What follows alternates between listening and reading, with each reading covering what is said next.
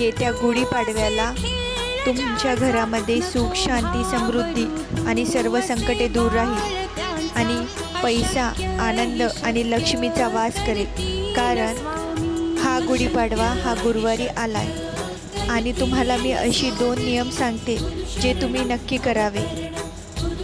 सकाळी उठताच तुम्ही स्वामी समर्थाचे नामस्मरण करा आणि अंघोळ करून स्वामींना अगरबत्त्या, एक पिवळं फूल कुठलंही आणि पिवळा पेढा वाहावे. अगरबत्तीने पूजा करावी आणि 2 माळीचा नामस्मरण जप करावा.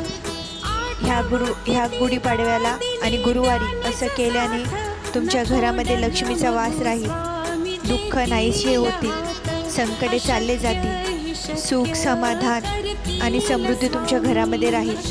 सर्व ठीक होईल. फक्त हे 2 नियम आवश्यक पाळा. श्री स्वामी समर्थ.